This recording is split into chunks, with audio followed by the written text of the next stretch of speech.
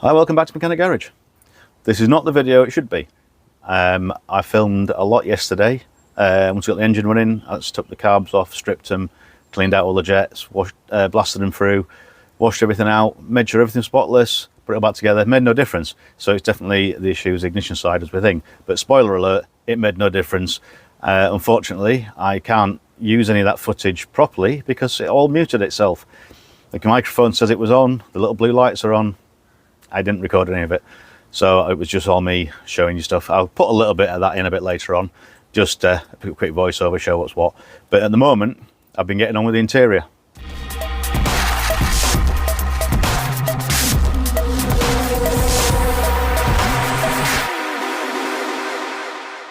Right, the original seats, they all went into the brown Skoda that I had earlier this year. Or was it last year? I can't tell anymore. Last year maybe. The ones in that were quite bad. The ones in mine were not as bad.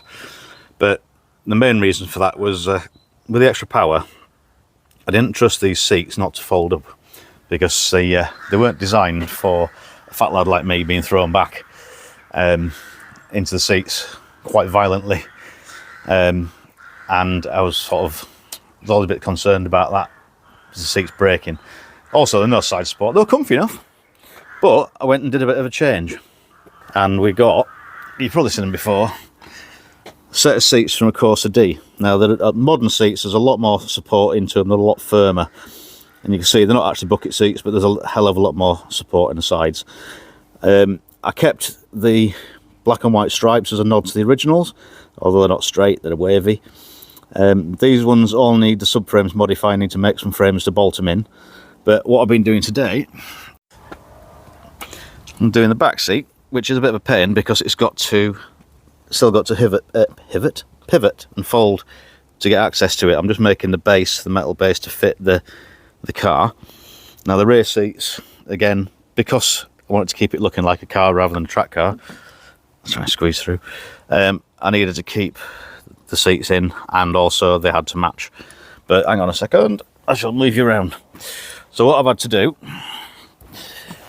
the seats in the Corsa seats were a lot taller. So I've had to take a little bit off the edge down the bottom, pull that round underneath, which I haven't quite finished. At the moment, it's all a bit of a work in progress, but I've got it so they lock into the clips on both sides, unfortunately, both at the same time. Skoda seats 50-50 split. The Corsa seats 60-40, so I've had to make it no split. So this is the original Corsa backing, the original frame underneath. What I need to do is bring this edge around here and join that to there, and that'll all tension nicely. It would be lovely if it zipped across like it did originally, but it doesn't. But it all fits. It's got a bit of movement in to allow it to hit the catches for these here, but it fits, and once the bottom edge is tensioned, it'll be fine. Now the lower half, ideally, because originally what they did, that popped up and pulled forward, so it was like that. Then this seat would fold down easier. That's a little bit awkward to do because the hinges don't line up, and one thing and another. It's possible. I'm gonna have a go at it anyway, just to try it, because I've still got the original base plates. But realistically, there's nobody really going to be sat in the back. I don't think there ever has.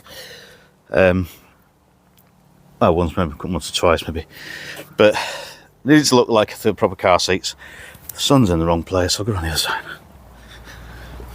Want to look like a proper car seats rather than a mishmash or didn't match the fronts. They need a little bit of tension on here. Once that's pulled through underneath, it'll be fine. The fit, the sizes are right.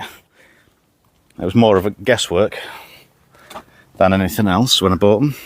I had a bit of quick measuring, and that's that. Biggest issue with the front ones is, as you see on the other side, I've got to take this out.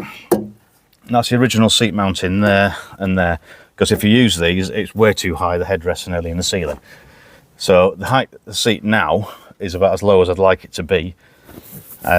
The passenger one needs lifting slightly. There is a height adjuster on this, which probably doesn't matter.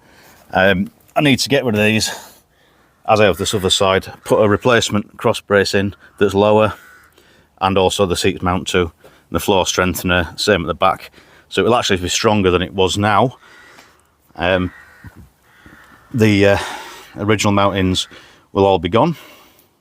The strength will be put back in, and the mountings will be through the floor and into the sills all the way across both sides, rather than just little brackets.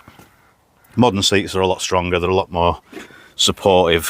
These even got airbags in, which I'm not overly worried about, they're just weight.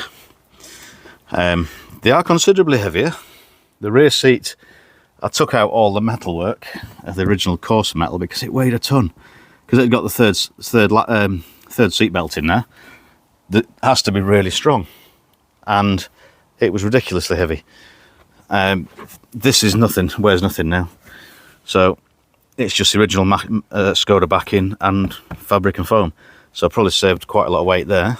The base, I'll get on with it anyway, because there's not a lot I can show you because it takes forever to do it and film.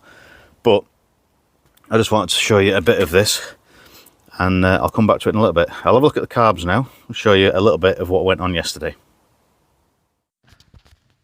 Right, well, this is where it all went wrong and all the audio disappeared. So I'll just start off with removing on the car.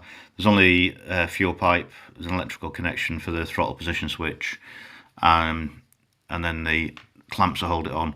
The throttle cable I'm going to replace because it's a bit laggy and it won't release quick enough, as I think you saw in the other video. Now they're off. It's basically a case of stripping off the float balls, but there was no debris in them whatsoever. They were all clean. Because it got a proper fuel filter in, then any silt and muck out of the fuel tank would have actually been picked up by that. All I did was checked them all, cleaned them out. Nothing in there. Checked the float, well, the floats weren't punctured or anything, so they were actually doing the job. The needle valve was working, and everything was fine in there. It's basically a case of just checking everything over, and there was no corrosion in there, as I say, because it had only been run on E5, not E10. And it was just a case of making sure everything was right, where it was, nothing was stuck, and it was all clean. So then you take the jets out and give them a good spray through. There was a couple of tiny little holes that may have been a little bit bunged up, but not really. There was a bit of just edge in there really, but you can see all the spray through, everything's nice and clean. It's just a case of we did that on all 4 carburetors and just cleaned them all through. Make sure everything's all alright, because you don't need a lot before you get one that starts running a little bit rough. In case of putting it all back, and then the few that I found, let's say, that got tiny little bits in, they weren't horrendous. I cleaned the centre line out, centre of them with a small brush, and then this just the little tiny files. Not really file as such, it's just like different size pokey tools, I guess you call them. Because you don't want to be drilling out and making holes any larger than they already are, because it affects your fueling. So then it's a case of just reassemble, putting all the base plates, float balls back on, and getting it back together. The choke cable snapped as well, because it was like a hardwired one. When I undid it, it broke off. So I need a new one of those. As I said, new throttle cable, and it's basically a case now of doing those fuel pipes that you saw in the other video, and getting it all back together. So at this point, it was just check it over, make sure the butterflies and everything are okay, and that's it. Get all the bits out of there, Mick, and just make sure all the slides work properly. They're all vacuum operated, and they'll lift the more you open the throttle. And then a case of putting them back on, which was a bit fiddly because you're trying to get all 4 of them through in one place at the same time. So you have to give them a bit of a thump and a bit of a push, and then eventually they'll drop in. You'd think they'd be alright by now, they've been on and off that many times over the last few years. But no, they once they're in, they all go in together, go on, give it a push. And get everything connected back up. I did have it running afterwards, but there's not a lot of point in showing that because you can't hear it. So you take my word for it. it was no different whatsoever. But at least now I know there's nothing wrong with the carbs, and I've ordered a new crank sensor. Right, I'm not sure how good this will look with the sun on, but the back seats are done. I just need to finish off the back edge of this underneath, but the base is in, solid. And what I've done is, the way the original Skoda seats go, you pull them up at the front. It's not the easiest because it's a bit tight. And the only downside is these seat belts go through the holes in the seat, so I have to unhook those. But it's not going to be something you need to do all the time. And then that folds up using the same hinges off the original Skoda. And then you've got the jiggly faffing around, because this is now a one-piece back seat of that. However, the seats are bigger. I can still get into the back of this. We've got the headrests and everything on, which they're not actually doing anything. They're just in. But you've got plenty of access into there now, and just need to fix that bottom edge where the fabric comes round underneath here. Pull this up, fasten it to there.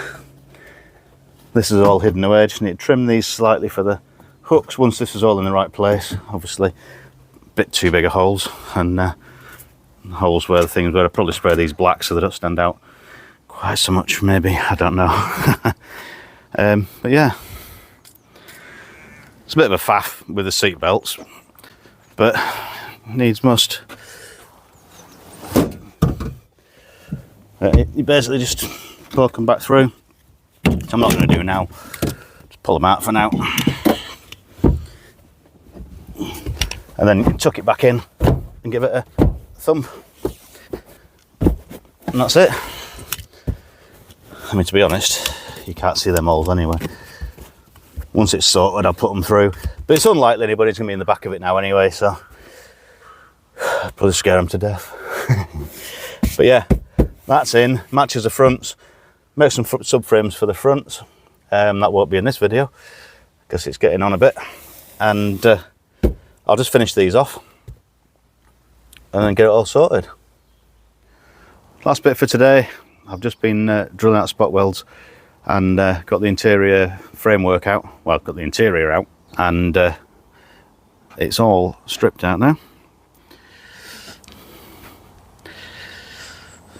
These are good jet wash off while they're out. They're a bit grubby and they're wet. Usual old car thing, they let water in. So basically, now I've got a complete flat floor.